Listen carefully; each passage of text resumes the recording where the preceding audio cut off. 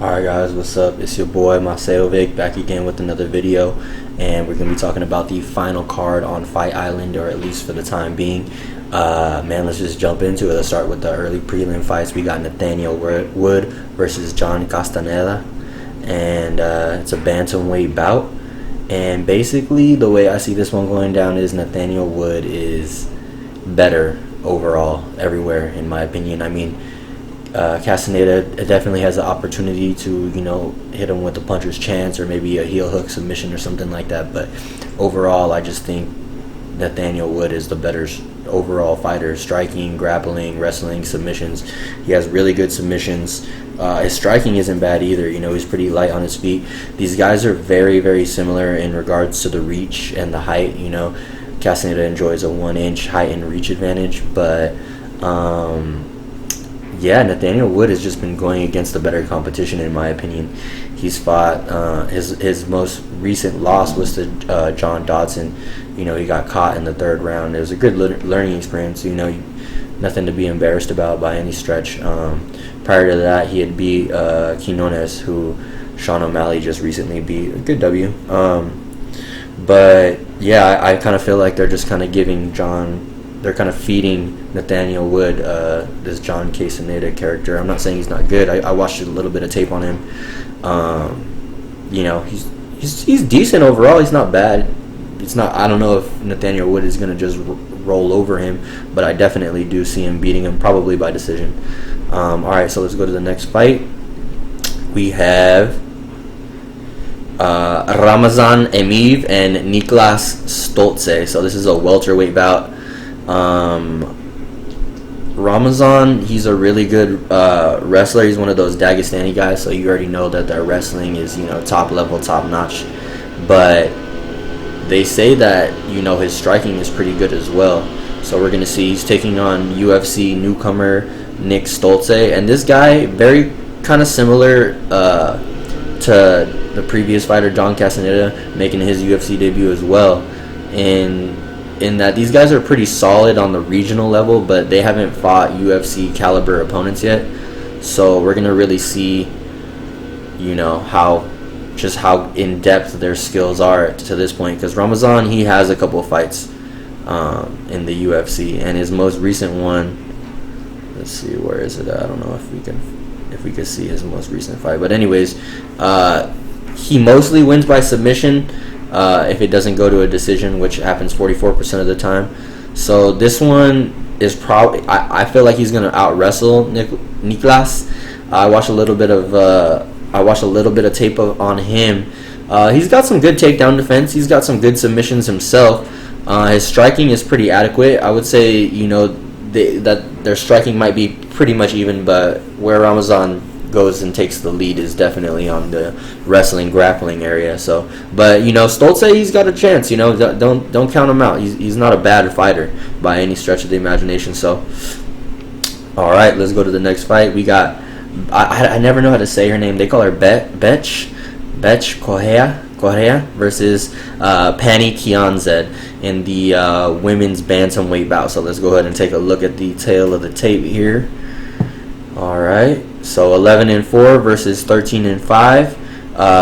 Pani does enjoy a 2-inch height advantage as well as a 4-inch reach advantage. So that's kind of a big deal right there, as well as a 3-inch leg reach advantage. So both of these women, 20% of the time to 25% of the time, they're winning by KO. Most of the time, it's coming by decision. About 75% of the time, both of these women are winning by decision. And if you take a look at the significant strikes, Correa definitely has the advantage in landed per minute, but I would say that Pani probably has the more technical striking. Correa, like her nickname insinuates, she's a pit bull. She's going to come after you. She's going to be aggressive. She's not going to stop. She's going to put up a fight no matter who she's fighting. She's fought some of the best. She's lost to Holly Holm. She's been in there with a couple girls who are, really high level. So this is definitely a step up in competition for Pani, but we're going to see how well she does with that. Both of these women like to keep it standing. They're not really grapplers or wrestlers, so to speak. So I do see this one staying on the feet. for the most part, and with the intangibles in her favor, I do have Penny winning this, probably by decision, outpointing her. You know, a lot of the judges on this Fight Island have been really rewarding volume, so I think that she could definitely outvolume her. But we're gonna see what happens. But I do have Penny winning by decision. All right, let's keep moving down this card line. We got Tanner Boser, the heavyweight, versus Rafael Pessoa Nunez. So this is a cool fight. Both of these guys are pretty good. They're pretty good strikers. If you remember Tanner Boser, he just knocked out Felipe Lins. I actually had money on Lins, but man, Tanner Boser proved me wrong, and he was looking good. He was looking light on his feet, and he looked about 10 pounds lighter than he did in his previous fight. So I'm really liking the look. This is a quick turnaround. I heard that he was in quarantine, then he flew back, and then he had to be in quarantine again, and then he flew back. So it's like been like a real experience for the bulldozer Tanner Boser. But Rafael Pessoa, he's good as well. The common opponent that they do have is Cyril Gane, who could be, you know, a heavyweight contender, or he is a heavyweight contender, but he could be the heavyweight champion sooner rather than later. So, you know, it's not a big deal for both of them to lose to him, because he is such a great prospect. But Tanner took into a decision, lost that to Cyril Gane, and Rafael lost via arm triangle, if I remember correctly. The height, Rafael has about an inch reach over him. It says that they weigh both 265, but I'm guessing Tanner's going to probably come in here a little bit lighter, probably around 240, 230, just so we could have that speed advantage. Rafael does have a 3-inch advantage with the arms and the limbs of that nature. Oh shit! Let's see what's going on. That's not moving, but basically, what I think is going to happen in this fight is I think it's going to be standing. I think it's going to be a stand-up affair. Rafael could put Tanner away. I don't see it happening. I definitely think Tanner is the more versatile striker. I think he has good leg kicks. I think he can mix it up. I see him out-voluming him, very similar to the previous fight. So I could see him either getting a knockout, like he knocked out Felipe Lins in the first round, or I could see Tanner just outpointing him and going to decision. So that's who I think is going to win this fight. Alright. Next one up, we got... Oh, this is a good one. If you like grappling and wrestling scrambles, this one might be your fight. So we got 12-0 Movsar Evloev and 12-1-0 Mike Grundy. So basically, Movsar Evloev, I believe he's a Greco-Roman wrestler, so that's more like the upper body type wrestling and takedowns. And then we got Mike Grundy, who's more of a freestyle wrestler, so that's more of like the leg takedowns. Both of these guys are very similar attributes: 5'7" versus 5'8", 145. We don't know Mike Grundy's reach, but I would say this. I'll say Mike Grundy, who just knocked out Nad Narimani. We just saw him on the previous Fight Island card. That was his first knockout, but he does have power. He's definitely he definitely has the harder punches. He could put Movsar out definitely with one shot, you know, if it lands correctly, of course. The wrestling, I really don't know. They might neutralize each other. Movsar is one of those guys who has just an incredible gas tank. He's going to keep going, and he's not going to stop. His striking has improved leaps and bounds. I believe he's training at Tiger Muay Thai over there with Peter Yan, and man, his striking has improved a lot. His kicks and everything, he just looks a lot more crisp. I would give Movsar the advantage in the striking. I don't know. Both of these guys really like to win by submission a lot. That's how Grundy gets 73% of his W's. So it's going to be interesting to see Movsar go in for the takedown, because he's inevitably going to shoot for a takedown, I'm sure. And what Mike does, you know, with the neck, is he going to try to, you know, is he going to accept the takedown and try to submit him off his back? Is he just going to, you know, fight the takedown and grab a guillotine when he's coming in if he's not careful? This is a pick'em fight to me, and I'm leaning towards Evloev just because of the striking. I do think, you know, he has the volume, he has the cardio, and if he's smart, he can stay away from the power of Grundy. And also, I think, potentially he could take him down and, maybe land just some point ground and pound. I don't think it's going to be too vicious, and I don't think it's going to be a stoppage. The only way I see this really getting to a stoppage is if Mike Grundy potentially submits Evloev. But, man, I might have to throw Evloev in a couple parlays here just because of the line. It's okay. It's not bad. I think he was like a minus 185, I believe. But Mike Grundy definitely could pull this out. I might have to throw him on a couple as well, just because this fight could go either way. I'm really intrigued by this matchup, though. I like it. I like it a lot. It's definitely a wrestler, grappler friendly fight. So we'll see how that one goes. But yeah, I'm gonna go Evloev by decision. All right, next fight. Pretty pumped about this heavyweight bout. We got Tom Aspinall, who trains with Darren Till over there in the UK, versus Jake Collier. So Jake Collier normally fights at light heavyweight. He is 6'3", though. Oh, actually, no. They got him listed as a middleweight, 185. So that's pretty crazy. He's gonna jump all the way up to heavyweight to fight Tom Aspinall, who's 7'2". But this is Tom Aspinall's first UFC fight, so we'll see what happens with that. But he is a massive, massive man. This dude is huge. I've watched a couple of his fights, although he's going against like 2-0, 2-1 type opponents over there in the UK. But he does trains with the likes of Darren Till, so I like that for him. So he's seen, the upper echelon UFC type fighters on a daily basis. Jack Collier, he's he's all right. He's okay. He's more of an average, journeyman type of fighter in my opinion. He's a late replacement. Tom Aspinall has been in camp since the beginning. He's been training for a fight, so I'm gonna assume that he's ready to go, and he's ready. Like I said, his striking is good. He has heavy hands. He hits you with that right hand, and you're probably going out. Like, if Jack Collier wants to strike with this dude, he's gonna be in probably a world of trouble. So I got Tom Aspinall by TKO or knockout in the first or second round. The only way I see Jake potentially winning this fight is if it goes to decision and he somehow survives the first round and then outpoints him the last two. I don't see him knocking him out. I don't see him subbing him. So that's how I figured for this fight. I definitely have Tom in a lot of parlays for this week, so I'm hoping that he puts in that work, baby. Next up, we got Dalby versus Jesse Ronson. Now, Jesse Ronson is a late replacement for another fighter Dalby was expecting to fight. So Dalby's been preparing for this. He's 15-2, fighting out of Denmark, going against 13-5. The body snatcher Jesse Ronson. I believe this fight is at 170. I'm not sure. It looks. Let me see. Do they got it over here? I think they got it on the other page, but I believe this is a welterweight bout. Anyways, Dalby has a 2-inch reach advantage. We're not sure about the leg reach, but his last fight against Alex Oliveira, I believe it was a split decision loss, unanimous decision loss. It was a close fight. Could have gone either way. Dalby, speaking of Darren Till from earlier, he's actually has a draw with Darren Till, one of his first fights in the UFC. So you might want to go check that one out. But he's a striker. Good striker. He's bouncy off of his feet. He wins by KO, TKO 35% of the time.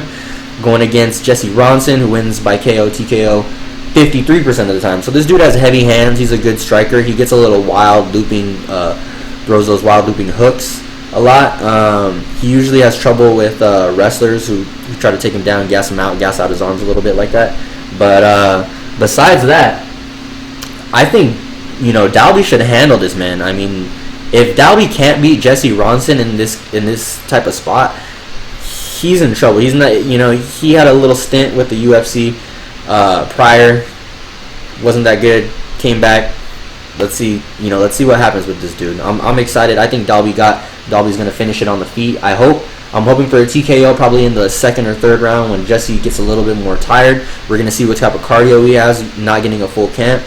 I'm putting Dalby in a couple parlays as well, so we're going to see what happens with that. But I got him by TKO, second or third round, maybe a decision. We'll see. We'll see how his striking looks. All right, next fight, let's go to Francisco Trinaldo versus Jai Herbert. Super pumped about this fight. Francisco is the favorite in this, but Jai is a beast on the feet, man. You can't see him out here. I watched a couple of his fights. Really, really technical, crisp kickboxing. Really good, really tall. I believe he's 6'1". They got Trinaldo as 5'9" in here. I don't know. I'm assuming he probably has at least a couple inch reach advantage. This is a good fight. Trinaldo is arguably 4-0 in his last fights. He lost like a split decision. I forget to who, but I didn't think he lost that fight. He's 41 years old. This dude doesn't die. He has like, I don't know, he's got some of those Raul Romero genes in him or something, because he's a beast. He's a monster still. Even at 41, he's still banging out with the younger guys, putting up good fights no matter what. And he likes to keep it on his feet. So for that reason, if this is a striking match, if this is strictly a striking match, I gotta go Jai Herbert, man. You gotta watch the tape on this dude. Like, his striking is ridiculous. I seen him get caught one time. He got caught lacking. He got put to sleep. He wasn't prepared for it. He got clipped on the jaw. But besides that, I mean, this dude is really, really, really good. I believe he trains over there in the UK with Leon Edwards. So I mean, you know the acumen of Edwards striking. So I believe if Trinaldo keeps it on his feet, I think Jai Herbert pieces him up for 3 rounds. I don't know if he has the power necessarily to put away Trinaldo. I don't even think Trinaldo's ever been finished by TKO or anything like that. But he normally goes to the decision 46% of the time, Trinaldo. So if it does go to a decision, I just see the volume adding up on 41-year-old Francisco Trinaldo. So that's how I have this fight. Jai Herbert is an underdog. I'm picking him in a lot of these spots. I really like this kid. He's really good. He's 30-something, I believe, 31, but he's really good. He has a lot of really good striking experience. So I'm going to go with him versus Trinaldo. All right, time for the main card, y'all. Let's get into it.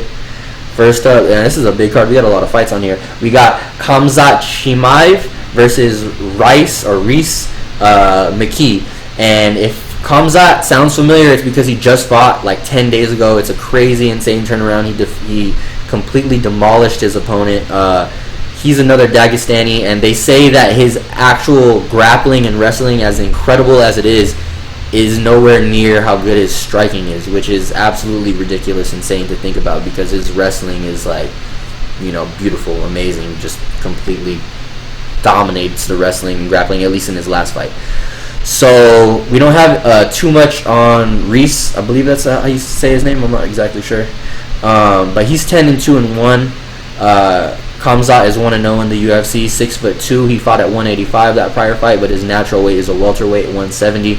So I believe Reese used to fight at lightweight, and Khamzat was big for 185. He was a big dude. He completely demolished John Phillips, who he was big himself, but I mean, man, Khamzat made him look kind of small in there, and that was at 185. So his natural fighting weight at 170, he's going to be even more of a monster.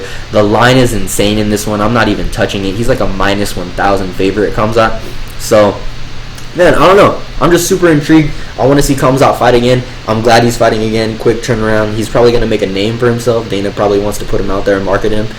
I like it, man. I can appreciate real fighters like that, who just want to come out and fight. He said he wants to smash his next opponent. I believe him. He looks like he means it. So I'm going to go Khamzat probably by first round finish, and any way he wants, man. He could submit this dude. You can pummel him to the ground and pound, probably knock him out. He probably wants to showcase his striking. So we're going to see some of his striking, I hope. I would love to learn a little bit more about this dude, like see what he's about exactly.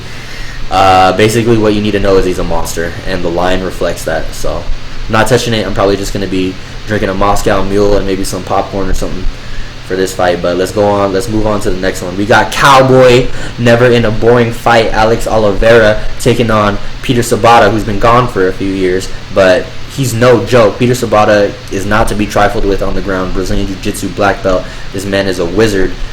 He will sub you if you're not careful. You got to be careful. He comes in with a 1-inch height advantage, but Alex Cowboy Oliveira does have a 1.5-inch reach advantage. He's a little bit shorter, 5'11", like I said. Oliveira, this dude, man, he's never in a boring fight. He always comes to fight. He can finish it anyway. He has good jiu-jitsu. He has good striking, good wrestling, good grappling. I just feel like he genuinely enjoys fighting. He fights all the time. He, yeah, I mean, what can I say? You never know with him what type of fight you're gonna get, because he can really do everything pretty damn well. So, but I'm gonna say he probably wants to stay off the ground for this fight, keep it standing for this particular opponent in Peter Sobotta, because Sobotta, like I said, is a wizard on the ground, Brazilian Jiu-Jitsu black belt, and he will tap you out, and you won't know what happened. So we'll see though. This is Peter's first fight since 2018, I believe. I don't like that. Alex has been pretty active over that time span, so I'm gonna go with the more active fighter, Alex Oliveira. Am I super confident? No, but I definitely think Sobotta can catch Alex when he's doing, you know, some of his crazy motions or anything, any scrambles or something like that. But if I had to put my money on anybody, I would go Alex, slightly. All right, so let's move on to the next fight. We got Paul Craig versus Gadzhimurad Antigulov. I hope I said that right. Who knows? We'll find out maybe later in a light heavyweight bout. All right, this one's an interesting fight, man. It's a pick'em, honestly. It was at -110, -110. Both of these guys like to fight on the ground. They prefer it. Paul Craig, fighting out of the United Kingdom, 6'3", so he has a 4-inch height advantage over this man, Antigulov. So also a 6-inch reach advantage, or 5.5. But damn, that's pretty telling. That's kind of a big deal. So if the fight this guy Antigulov is a wrestler through and through. He's gonna try to get the fight to the ground. Paul Craig, his submission game is nasty. He, as you can see right here, he wins 92% of his fights by submission, 0 by decision. This man never goes to decision, and he wins by KO. So that's pretty. Well, none of his wins come by decision. But if you look at Antigulov, he has 75% subs. All of his wins, 75% come by sub, 20% by TKO and KO. So these guys are both ground fighters. I do give the slight striking advantage to Paul Craig. He had a close fight with Shogun Hua recently. He really cracked him. Obviously, Shogun isn't who he used to be. Still a legend, still a monster, but he hurt him really bad in the first round. Given that, also the attributes, the height plus the reach advantage, I'm going to go Paul Craig. If the fight is standing, you got to give the advantage to Paul Craig. If it's on the ground, it's more of a toss-up, but I've seen Antigulov get tired. I've seen him gas out after the first round. So if he doesn't finish Paul Craig, who is a tough dude, Paul Craig is a tough dude, not taking anything away from him. If he makes it out of the first round, which I do see him doing, I see him either winning via submission when Antigulov gets tired, goes in for a lazy takedown or something, or just, you know, gets hurt on the feet, goes in for a takedown. He could get his neck snatched. Yeah, so I see Paul Craig either by submission or decision. So that'll be a fun grappler's fight as well. Let's see what happens in that one though. Oh shoot, what happened? Alright, next fight. We're going to go to Carla Esparza versus Marina Rodriguez. Alright, so Carla Esparza, you probably know her. She's a wrestler. She got some decent striking. 17-6 going against Marina Rodriguez, who has 12 wins, 0 losses, and 2 draws, no contests. Carla Esparza, you pretty much know what you're going to get with her. She's a grinder. She's a grappler. She's going to probably try to wrestle you if the striking isn't going her way. She has a 5-inch height disadvantage and a 2-inch reach disadvantage against Marina Rodriguez. Marina is a striker. Her striking is really solid, really crisp. She throws straight, you know, really technically sound punches and kicks. It really comes down to her takedown defense. You know, how well can she stop Carla Esparza's takedown defense? Because on the feet, I just see Marina really piecing her apart at a distance, you know, keeping control of that range management. We'll see what happens, but I do see Marina edging out a decision against Carla Esparza. She needs to work on her takedown defense. If she doesn't allow Carla to take her down, she's going to win, in my opinion. We'll see. Carla can definitely, you know, pull something out of the hat.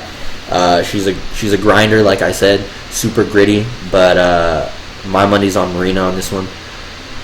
So let's go to the next fight. We got Fabrício Werdum versus Alexander Gustafsson. So this is Gustafsson's first fight at heavyweight. He's moving up after taking the loss to Anthony Smith and John Jones. You know, two really respectable fighters. Obviously, John Jones the GOAT. But, yeah, man, he's had a layoff. He retired. He probably didn't see any path to a light heavyweight championship as long as John Jones is there. So, you know, that might have discouraged him. I don't know. I'm just spitballing here. But, you know, maybe he sees a resurgence in heavyweight. And I seen some pictures of him. He said he's weighing about 235, 240, and he don't look too flabby or fat. I don't know if you guys watched Fabricio Werdum's last fight. It was against Alexei Oleinik. It was really bad. He looked like, you know, he got caught with the PEDs and stuff in the past, but his skin just looked loose. He looked really flabby. He looked really fat. He didn't look like he wanted to be in there. He said he didn't spar for the fight. I mean, I'm not saying Alexei Oleinik is a bum on the feet, but man, this dude, he just throws hard punches. You know, not very technically sound. I would think that Werdum would have the striking advantage, but this dude was getting pieced up by Alexei Oleinik. He almost got knocked out. He almost got TKO'd. It was really, really bad. Both of these guys, it's like battle of the guys who you've seen their soul leave their body in the ring. Like that last fight with Werdum was pathetic. The last fight with Gustafsson and Anthony Smith, you kind of just see Anthony Smith break Gustafsson, you know, get tired and just break him. So, I mean, they don't have Werdum's age. I believe he's over 40. I'm pretty sure this dude is over 40. And Gustafsson is not. So I'm going to definitely go Alexander Gustafsson, and I'm going to go by TKO in the first or second round. I don't think Werdum has it anymore. He should probably hang it up. I don't even know how he's ranked number 14. I guess the heavyweight division is really that, you know, thin. Gustafsson, I see him definitely TKOing Fabricio. As long as he doesn't get caught in like some fucking heel hook or something. Yeah, Gustafsson should defeat him in the first or second round. Fabricio's probably going to get tired, and Gustafsson's just going to put it on him, I believe. So that's how I see this fight going. Next up, another battle of the old guys. We got Maurício Shogun Rua, who is 38, versus Antônio Rogério Nogueira, who is 44. This is the trilogy fight. Rua won both of the other ones. It's crazy that this is even the co-main event. Probably Shogun has something in his contract that he has to be, like, you know, on the co-main event or something. But yeah, this is wild. I cannot believe this fight. But anywho, let's talk about it. So Shogun Rua won the previous two, like I said, and Little Nog is 44 years old. This man has a 1-inch reach disadvantage, and he's 1 inch taller than Rua. I see this fight going not very good for Little Nog. Rua still has a little bit more fight in him, I think. He's always in it. He gets hurt every fight, but he still manages to come back somehow. So even if he does get hurt, I see his gas tank being better than Little Nog. I see his striking being a little bit more vicious, having a little bit more oomph on it. The grappling, Shogun's a really good grappler. Nogueira probably has the Brazilian Jiu-Jitsu advantage, but yeah, I see this fight going how the last two went, or with the same result in a Shogun victory. But yeah, no, I would never bet on Little Nog, especially at age 44. So, but we'll see what happens with that one, man. I like Little Nog in that one though. All right, y'all. This is the main event and probably the hardest fight to predict on here. We got Robert the Reaper Whittaker versus Darren the Gorilla Till. So Till is coming off that close fight against Kelvin Gastelum. You could think he won, you could think he lost. He was a little bit more apprehensive, but so was Kelvin in that fight. Pretty tough to judge. I rewatched it. I don't know who really won, to be honest with you. It was a close fight. It could have gone either way, and it went Till's way. Robert Whittaker obviously losing his last fight in vicious fashion against Israel, the last style bender Adesanya. So it's been about 9 months, which is a good amount of time for him to recover from that. So this is a big fight, and it's a battle of two strikers, or these guys like to strike. I would say Robert Whittaker definitely has the better pedigree in terms of MMA wrestling. You know, you see him try to take the fight to the ground a couple times, or at least, you know, grapple. Darren Till is strictly standing up, you know, Muay Thai.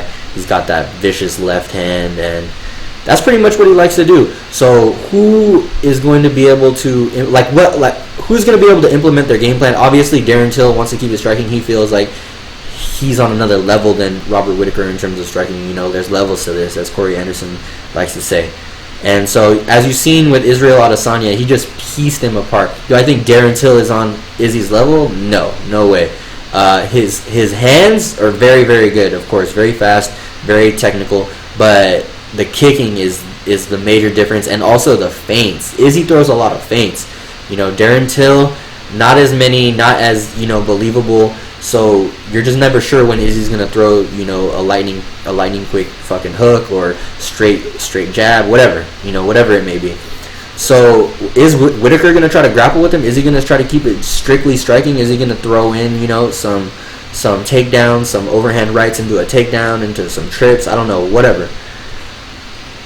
I just feel like Darren Till has more of the momentum, you know. He just beat Kelvin Gastelum, albeit close, whatever. You know, he needed to get that W under his belt after the terrible losses to Masvidal and Tyron Woodley. So that's good. So he beat Kelvin Gastelum, and Robert Whittaker is coming off of 2 major fights with Yoel Romero. Somehow survived 50 minutes in the ring with Yoel Romero. Whether you thought he won or lost, whatever, his body took a lot of punishment in those fights. Then he gets KO'd by Izzy. So 50 minutes with Yoel, and then you get knocked out by Israel Adesanya. Whereas Darren Till is coming off the Tyron Woodley. He got subbed by him, but pretty much got beat up before that. Then he got KO'd by Masvidal, but then he got a win against Kelvin. And man, confidence in this game is so important, and I feel like it's just super important to Darren Till specifically. Like, this dude thrives on, you know, the mental aspect in regards to his own confidence, and you could see that with him. So if the fight is strictly standing, and Robert Whittaker might think that he could strike with him, and he might, and maybe he can, you know, maybe he catches Till, with one of his blitzes like Masvidal did, you know, because Robert Whittaker likes to blitz like that as well. So I think, though, if it's strictly a stand-up war, I do have Darren Till clipping Robert Whittaker. But if Robert Whittaker mixes it up and, you know, maybe gets a couple takedowns just to get him thinking, you know, just so Till isn't feeling so comfortable standing so straight up like he likes to do. If he just gets him thinking or hesitating about that takedown coming and potentially, you know, spending the entire round on the ground on the bottom, I definitely think Robert Whittaker has a chance. This is a toss-up fight. I'm going to take Darren Till. I don't feel super confident with it, but like I said, it could go either way. Tell me what you guys think. Do you guys agree with my picks? Disagree? Who do you think's going to win? How they're going to win? You guys doing any bets? Anyways, that's it for me, y'all. Make sure to like, subscribe, comment, do all that good stuff. Until next time, y'all. Peace late.